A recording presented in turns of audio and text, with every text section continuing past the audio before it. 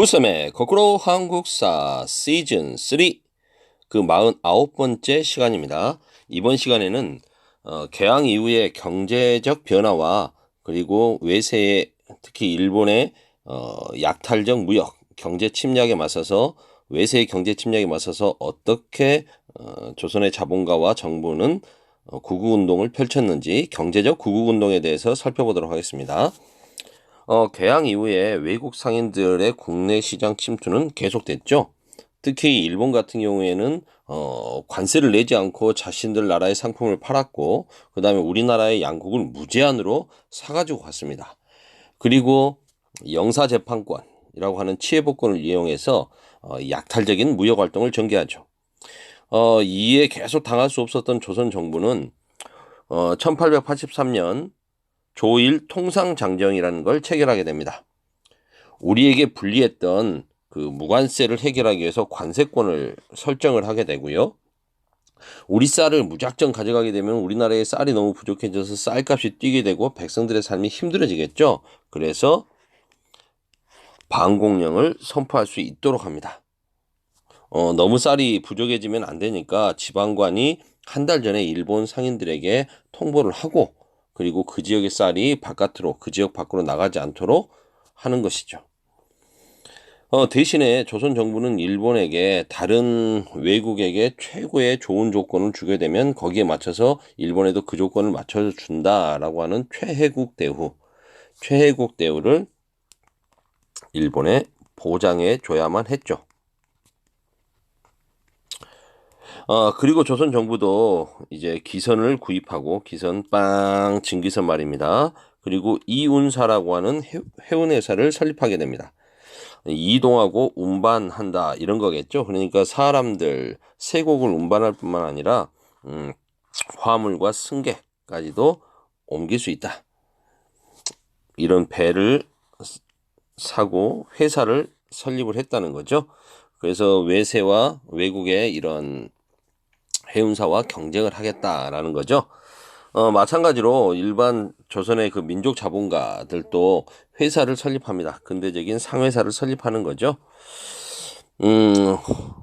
처음에는 자신들끼리 그런 상인들끼리 조합의 형태로 동업자 조합의 형태로 만든 것이었고요. 대표적인 게 대동상회와 장통상회 같은 게 있습니다.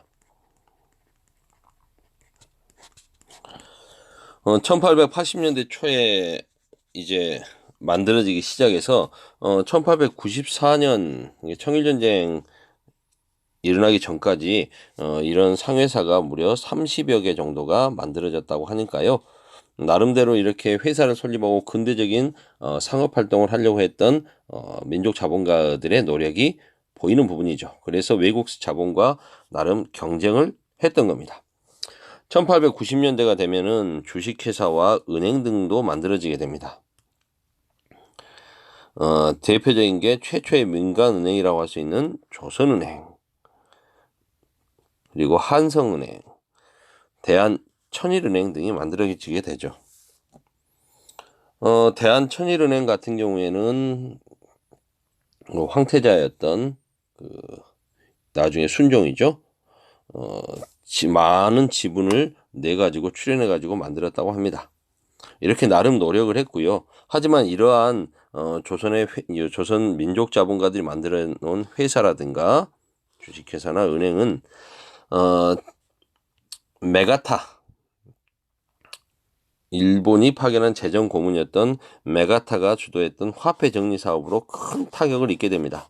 주로 조선 상인들과 거래를 하고 그들의 이게 자금줄이 돼주었던 은행인데 그들이 가지고 있는 돈 자체가 값어치가 떨어지게 되니까 큰 타격을 입을 수밖에 없었죠. 일본에 의한 곡물의 대량 유출로 가격이 폭등하고 흉년으로 곡물이 부족해지자 곳곳에서는 반공령이 실시됩니다.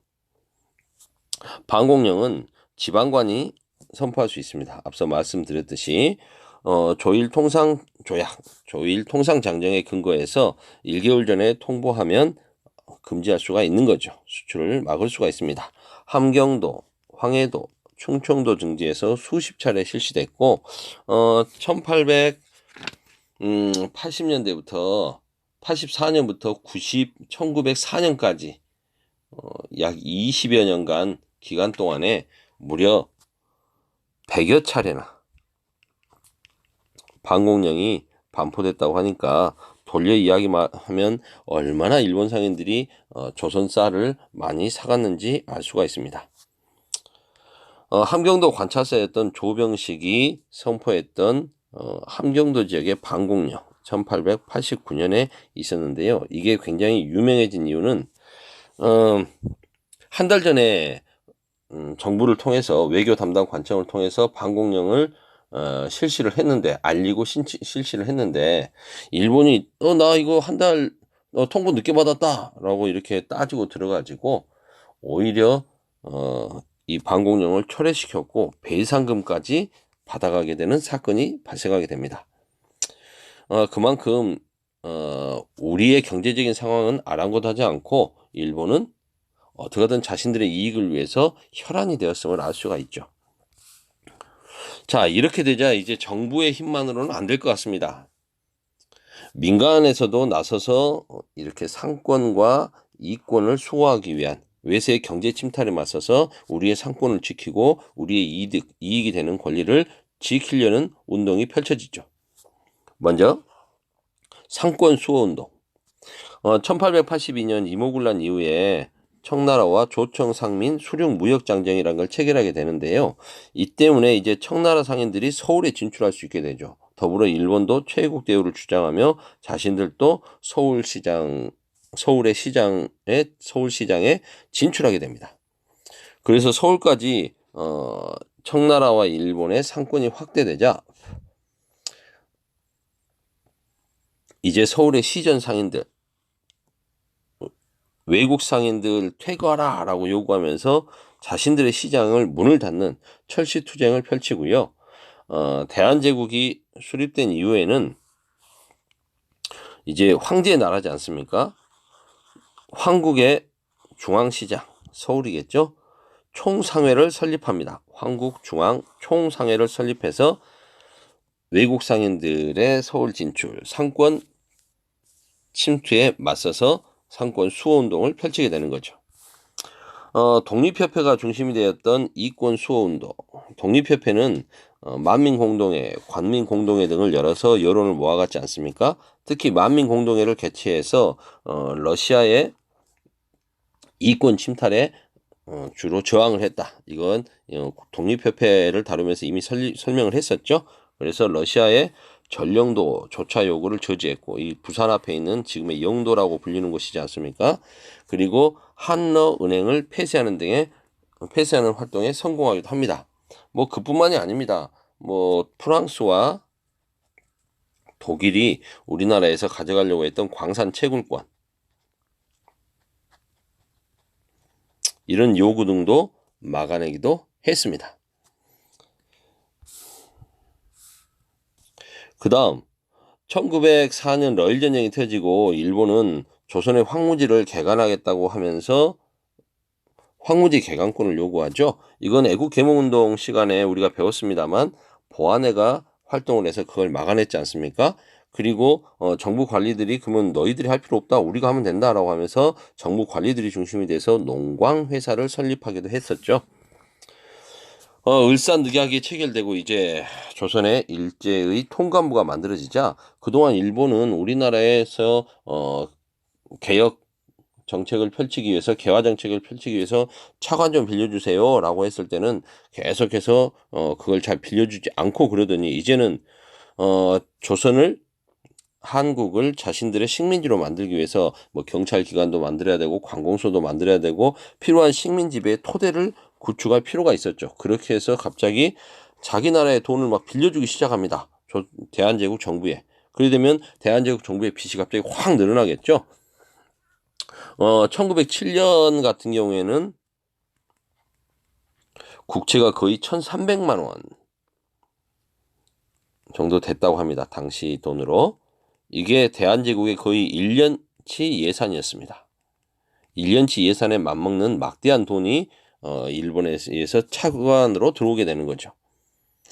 이렇게 되자 일본은 이 차관에 대한 이자 성격, 차관에 대해서 돌려받는다는 명분으로 황실의 재정을 장악하려고 합니다. 황실 금고를 자기들이 장악하려고 하는 거죠. 수입원을 자기들이 먹겠다는 겁니다. 이렇게 되면 대한제국 정부의 힘은 더욱더 약해질 테고 재정은 일제에게 예속될 겁니다. 그러자 뜻있는 국민들이 성금을 모아서 국채를 갚고 우리나라의 국권을 지키자라는 운동을 펼치게 되는 거죠. 이게 바로 국채 보상 운동입니다. 대구에서 시작된 국채 보상 운동은 대구에서 큰 포목상으로 돈을 벌었던 서상돈이 중심이 되어서 교과서에 보면 사전도 나옵니다. 서상돈이 중심이 되어 시작이 되었고요. 이게 전국으로 확대되고 해외 동포들까지 참여하게 됩니다. 이렇게 확대될 수 있었던 것은 언론의 역할이 컸는데요. 네, 항일신문, 대표적인 항일신문이죠. 대한매일신보, 황성신문 등의 언론사가 중심이 되어서 국제보상운동의 캠페인을 펼쳤던 겁니다. 담배를 끊고 여성들은 폐물을 모으자, 남자들은 절연, 금연, 담배 끊고 여자들은 폐물을 모아서 성금을 내자라는 운동이 전개되었습니다. 금연을 해서 돈을 모으자, 이것도 좀 재밌는 게요. 당시 조선인들이 피우던 뭐 이렇게 곰방대에 피우던 담배 있지 않습니까? 뻐끔뻐끔뻐끔 이런 담배 말고 이제 권련, 요즘 같은 이렇게 뭐 말려져 있는 담배 있죠? 잎담배. 이런 것들이 이제 들어오게 되는데 이런 담배들은 주로 일본 상인들이 유통망을 장악하고 있었다고 합니다. 그래서 이런 부분을 끊자라고 하는 것은 일종의 건강도 생각하고 돈도 모으자는 것도 있었지만 일본의 상권 확대를 막아내자는 그런 취지도 있었다고 하네요. 일본은 국채 보상 운동이 펼쳐지자 탄압을 하게 됩니다. 특히 이 운동을 적극적으로 펼치고 있었던 눈엣갓이 대한매일신보를 찍어내려고 하는 거죠. 그래서 대한매일신보의 주필이었던 양기탁이 이렇게 모아진 성금을 마음대로 횡령했다, 써버렸다 라는 이런 죄를 뒤집어 씌워서 이 사람을 체포해서 구금하고 조사를 펼치는 거죠. 조사하게 되는 겁니다. 당연히 이렇게 대한매일신보의 사장이었던 영국인 베델이 항의를 하자 일본은 이 베델도 국외로 추방하려고 시도를 하는 거죠. 공작을 펼치게 됩니다. 결국은 양기탁은 무죄로 석방됩니다. 하지만 이미 국채보상운동은 시들시들해져 버리죠. 왜요? 아니 양기탁이 지 마음대로 돈을 써버렸다는데 그런 소문이 나버렸는데 어떤 사람이 국채보상운동에 모금을 하겠습니까? 자기가 낸 돈이 깨끗하게 쓰이지 않는다는데 안타까운 일이죠. 일본의 간교한 모습이 일제의 간교한 침략적인 모습이 보이는 겁니다. 자, 아래 그림을 보시면 일본을 중심으로 한 외세의 경제 침략에 맞서가지고 조선 정부의 경제 관료와 그 다음에 민간의 자본가들, 민족 자본가들이 어떻게 저항을 했는지 보이시죠? 조선 정부는 나름대로 근대 국민 경제 건설을 위해서 방공령으로 외세의 경제 침탈을 막기도 하고 토지와 광산을 독자적으로 개발하기도 하고 기업을 설립하기도 하고 그리고 중앙은행을 설립하려고 추진하기도 하고 돈을 직접 발행하기도 하고요. 그 다음에 산업기술면에서 인재를 육성하기 위해서 학교를 설립하기도 하고요. 기술학교를 설립하기도 하고 나름 노력을 하는 거죠.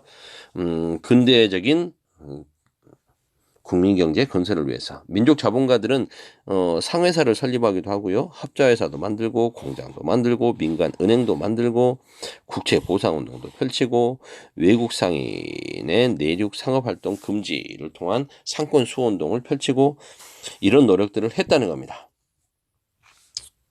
눈물겨운 경제적 구국운동이었습니다. 벌써 15분이 다 됐네요. 오늘은 여기까지.